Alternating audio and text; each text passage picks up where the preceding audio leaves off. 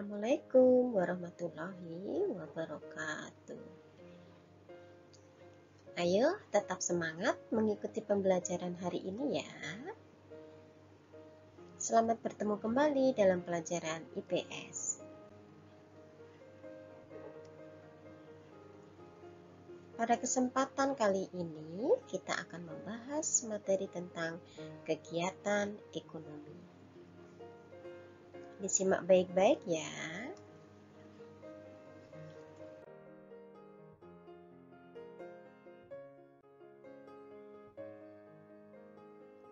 Kegiatan ekonomi ada 3, yaitu kegiatan produksi, kegiatan konsumsi, dan juga kegiatan distribusi.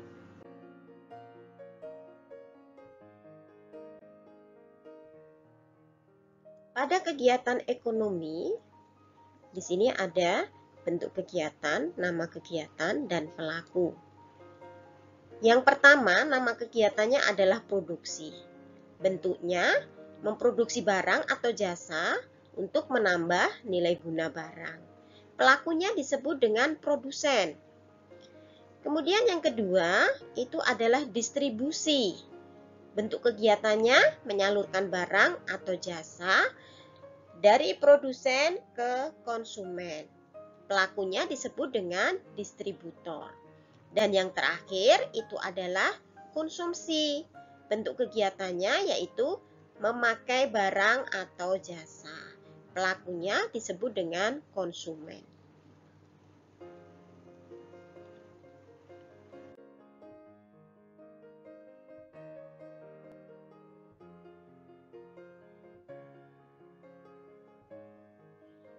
Nah, di sini Ibu Guru kasih contoh.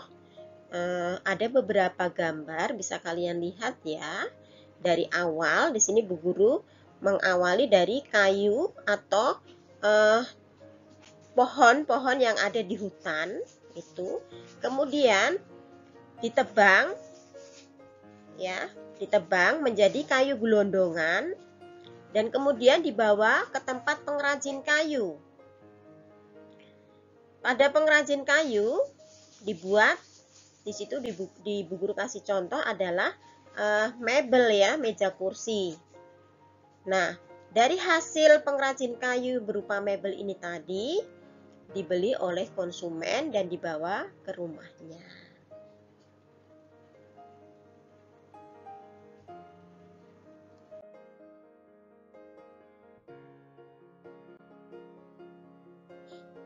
Yang pertama, kegiatan produksi.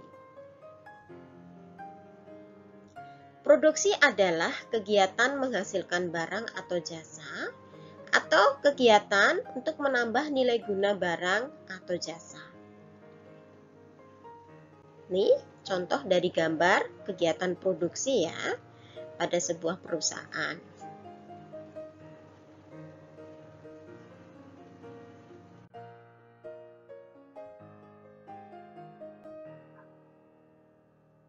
Pada kegiatan produksi bisa berupa mengolah bahan mentah menjadi barang setengah jadi, bisa juga mengolah bahan mentah menjadi barang jadi, atau mengolah bahan setengah jadi menjadi barang jadi. Di sini Bu Guru kasih contoh. Mengolah bahan mentah menjadi barang setengah jadi dulu ya. Yang pertama adalah gambar dari kayu gelondongan. Dirubah menjadi barang setengah jadi.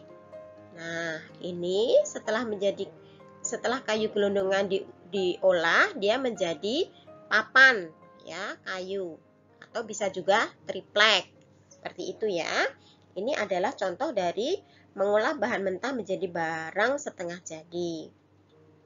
Kemudian bisa juga mengolah bahan mentah menjadi barang jadi. Dari kayu gelondongan, kemudian menjadi papan atau triplek, dan yang terakhir bisa dibuat kursi. Itu ya. Atau bisa juga mengolah bahan setengah jadi menjadi barang jadi. Contohnya dari tengah ini ya, gambar papan atau triplek. Itu bisa dijadikan menjadi kursi.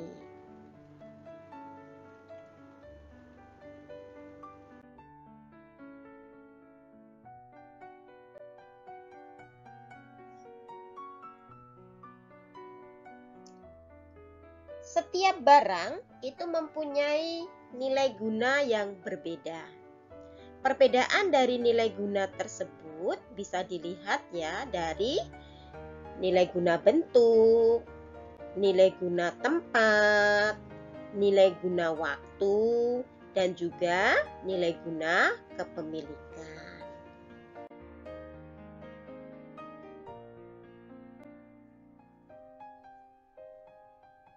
Yang pertama akan kita bahas tentang nilai guna bentuk atau form utility. Suatu barang akan memiliki nilai guna apabila telah mengalami perubahan bentuk.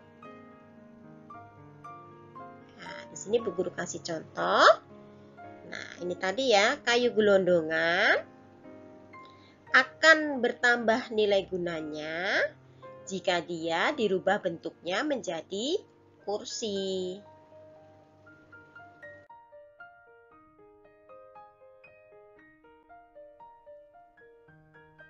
Yang kedua adalah nilai guna tempat.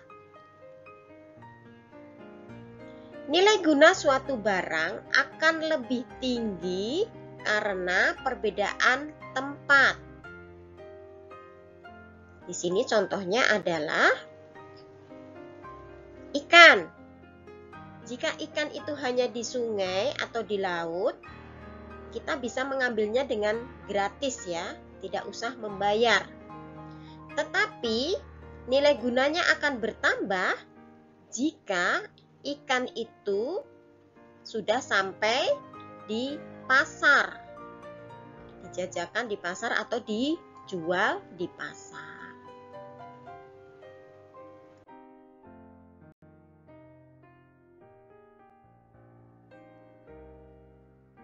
Yang ketiga adalah nilai guna kepemilikan. Nilai guna suatu barang akan bertambah apabila barang tersebut telah berpindah kepemilikannya. Contohnya, itu jaring. Jaring akan bertambah nilai gunanya jika dia berpindah ke tangan nelayan untuk menangkap ikan di laut. Yang kedua, stetoskop akan bertambah nilai gunanya jika digunakan oleh seorang dokter untuk memeriksa pasiennya.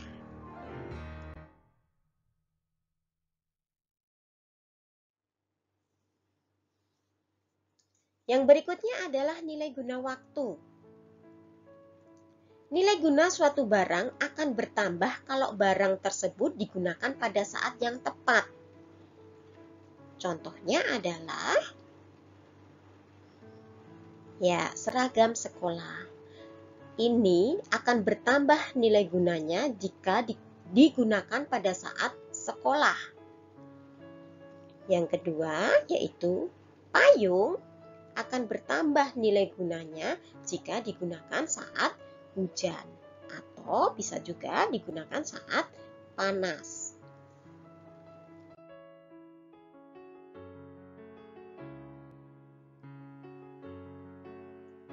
Tujuan dari produksi ada 3. Yang pertama yaitu memenuhi kebutuhan konsumen. Yang kedua, memperoleh keuntungan. Dan yang ketiga, menjaga kontinuitas barang atau jasa.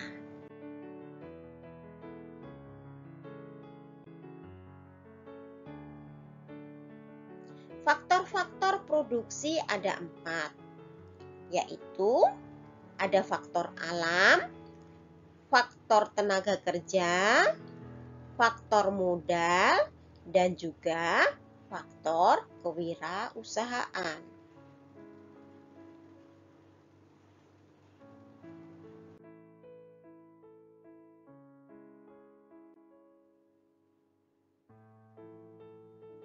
Yang pertama adalah faktor alam. Di sini meliputi semua yang berasal dari alam, seperti tanah, hutan, air, hasil tambang, dan lain-lain. Ini ya, contoh gambarnya.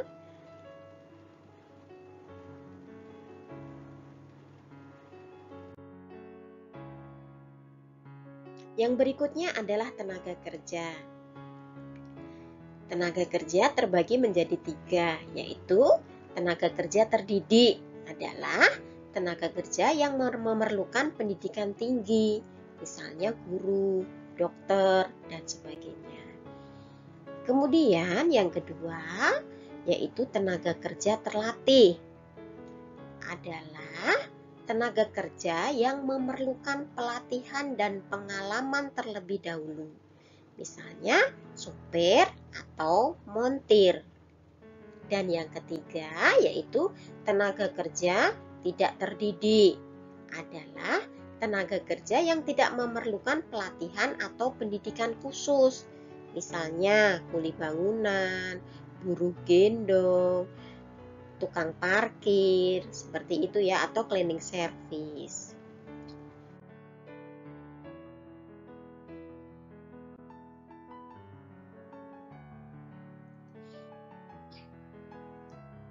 Kemudian modal meliputi uang, bahan baku, mesin, tanah, gedung industri, dan lain-lain. Ya, contoh-contohnya ini bisa sebagai modal. Bisa modal dengan uang, modal dengan bahan baku, tanah, atau juga bisa dengan gedung industri.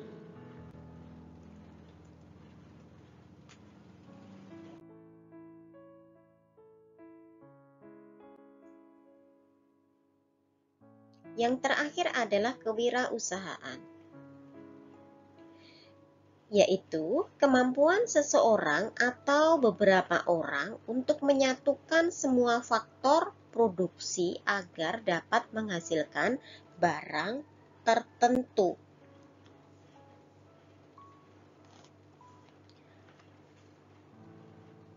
Seorang wirausaha perlu memiliki jiwa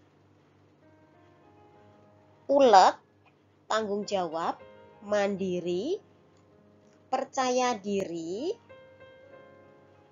dan juga berani mengambil resiko.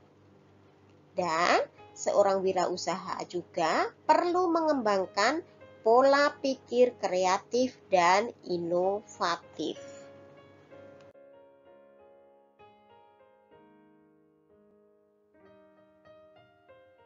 Yang kedua adalah kegiatan distribusi. Distribusi adalah kegiatan untuk menyalurkan barang atau jasa dari produsen kepada konsumen. Kegiatan distribusi bisa dilakukan oleh perorangan atau lembaga distribusi.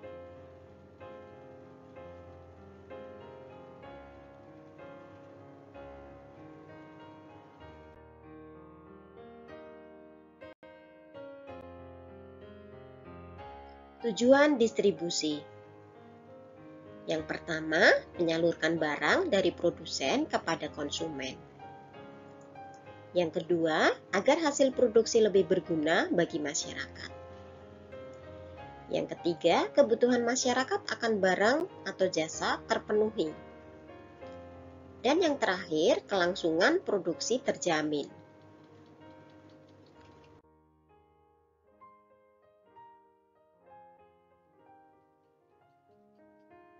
Beberapa cara distribusi. Ada yang dilakukan dengan secara langsung, ada yang semi langsung, dan ada yang tidak langsung.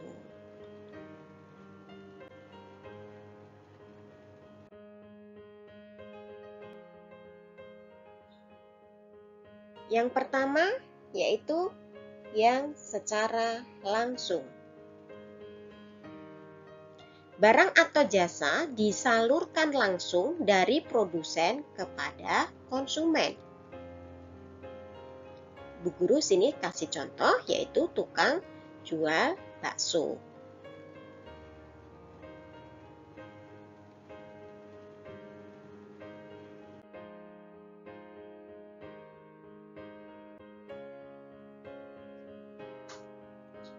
Yang kedua adalah semi langsung, yaitu sistem distribusi dari produsen kepada konsumen melalui pedagang perantara yang merupakan bagian dari produsen. Di sini contohnya adalah pabrik sepatu Bata.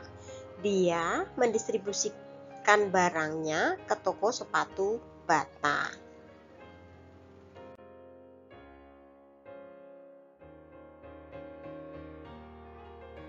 Yang ketiga adalah distribusi tidak langsung, yaitu sistem distribusi dari produsen kepada konsumen melalui agen, grosir, pedagang kecil yang bertindak sebagai perantara.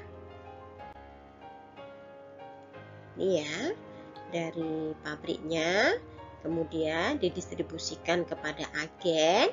Setelah sampai di agen, kemudian distribusikan lagi kepada grosir. Setelah sampai di grosir, didistribusikan lagi kepada pedagang-pedagang kecil. Seperti itu ya.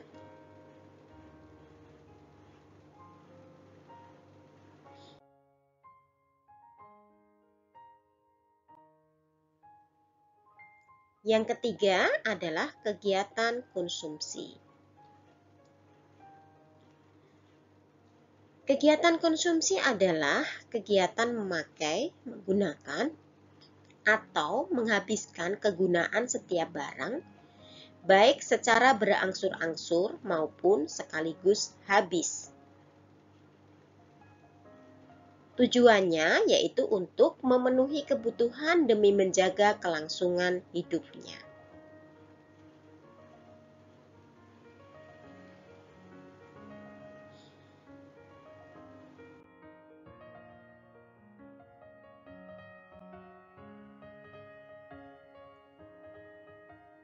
Pelaku konsumsi ada 3, yaitu rumah tangga keluarga, rumah tangga perusahaan, dan rumah tangga negara.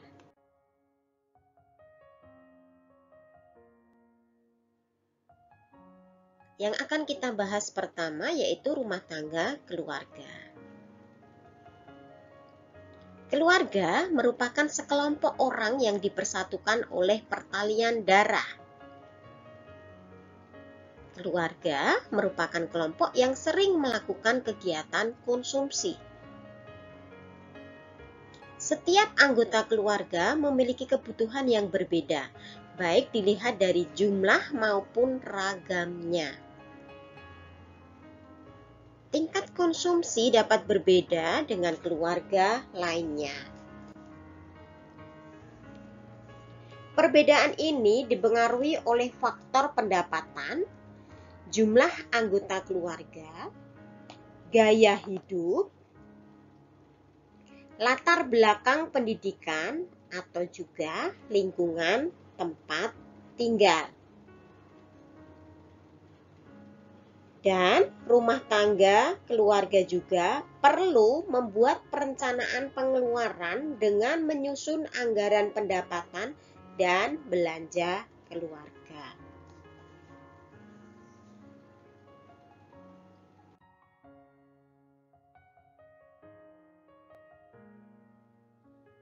Yang kedua adalah rumah tangga perusahaan.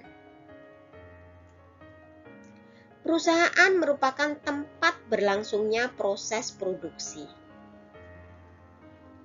Perusahaan ingin menghasilkan barang atau jasa, maka perusahaan menentukan bahan baku, mesin, dan jasa tenaga kerja. Perusahaan dalam hal ini bukan hanya melakukan kegiatan produksi, akan tetapi juga menggunakan bahan baku, tenaga kerja, dan modal dalam proses produksi. Perusahaan dapat menekan biaya produksi dengan membeli atau menggunakan bahan baku yang murah, menggunakan tenaga kerja yang terampil, atau dapat juga menggunakan teknologi yang tinggi sehingga dapat menghasilkan barang dalam jumlah banyak dengan kualitas yang baik.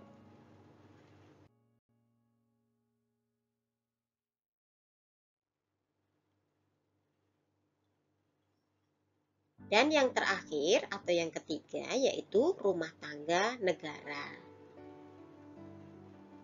Pada dasarnya sama dengan perusahaan, negara bertindak sebagai produsen sekaligus sebagai konsumen. Tujuan konsumsi negara berbeda dengan rumah tangga keluarga atau perusahaan. Konsumsi negara bertujuan untuk memenuhi atau melayani kebutuhan masyarakat.